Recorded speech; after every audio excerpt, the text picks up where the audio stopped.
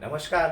मी भरत फुलारे, संस्थापक अध्यक्ष पत्नी पीडित पुरुष आश्रम, छत्रपती संभाजीनगर. आज आपण जर बघितलं तर दिवसेंदिवस पुरुषांवर जो अन्याय अत्याचार होतोय त्याच्यात वाढत होताना दिसतंय. प्रत्येक ठिकाणी कायदे बनवताना देखील पुरुषांना डावलले जात आहे. प्रत्येक वेळेस प्रत्येक स्टेजला पुरुष म्हणजे एक असा डावलणारा प्राणी असं झालेलं आहे. माणूस जर बघितला, माणसाने जर एखादी माणसावर अन्याय झाला, तो जर सांगायला गेला त्याचं कोणी ऐकत नाही. समाज ऐकत नाही, घरदार तर घरचे तर ऐकतच नाही, समाजात ऐकत नाही, पोलीस यंत्रणा ऐकत नाही आणि न्याय व्यवस्था देखील ऐकत नाही. पुरुषांनी जायचं कोणाकडे? प्रत्येक वेळेस स्त्रियांना संरक्षण, स्त्रियांना ही सुविधा, स्त्रियांना त्या सुविधा. पुरुषांनी केलं तरी काय? महिलांना बस फ्री, महिलांना न्याय व्यवस्थेमध्ये गेलं तर कोर्ट फी माफ.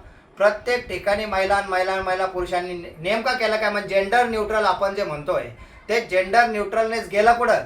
आता जर खऱ्या अर्थाने जर बघितलं तर असं जर झालं, लाडकी बहीण महिलांना, बस फ्री महिलांना, मग पुरुषांना नाही आहे, पुरुषांना डावले जात आहे. म्हणजे कुठंतरी पुरुषांचा जो इक्वॅलिटीचा जो अधिकार आहे तो कुठंतरी हिरावून घेतला जात आहे. आणि आपण प्रत्येक स्टेजला माणसानेच, प्रत्येक एखाद्या ठिकाणी जर झालं अन्याय तर माणसानेच केला, माणसावरच जास्त ब्लेम केलं जात आहे. आपला पुरुष प्रधान संस्कृतीचा देश आहे, बरोबर आहे, परंतु आज जर खऱ्या अर्थाने आपण प्रॅक्टिकली बघितलं तर पुरुषांवरील अन्याय अत्याचार वाढत चाललेले आहे.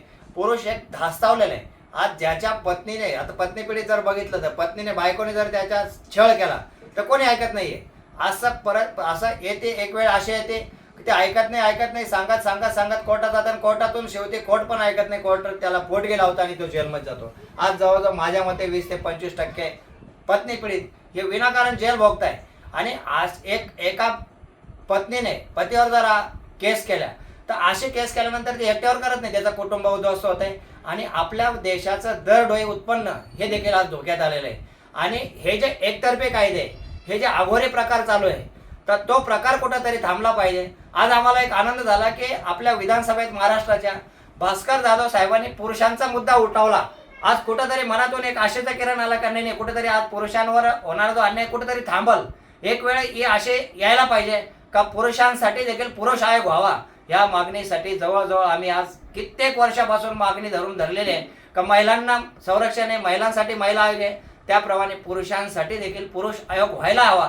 अशा पद्धतीची आमची मागणी थोडंसं वाटतंय का कुठंतरी पूर्णत्वास येण्यासारखी झालेली आहे.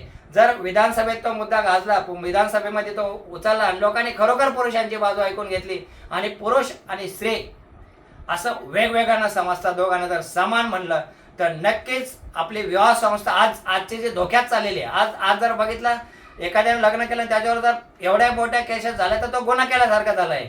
आणि असे जर प्रकार सुरू राहिले तर विवाह संस्था धोक्यात येईल. आणि आज आलेली आहे, इव्हन सर्वोच्च न्यायालय सुद्धा म्हणतंय का महिलांनी झाडू पोछा करणं, महिलांनी स्वयंपाक करणं हा एक पार्टनरशिप सारखा, आणि ते क्रुएलिटी नाही आहे. पुरुषांनी जर ते केलं, पुरुषांनी त्याच्यात सहभाग घेतला पाहिजे, महिलांनी ते केलं पाहिजे. इक्वॅलिटी तिथं दिसू लागली.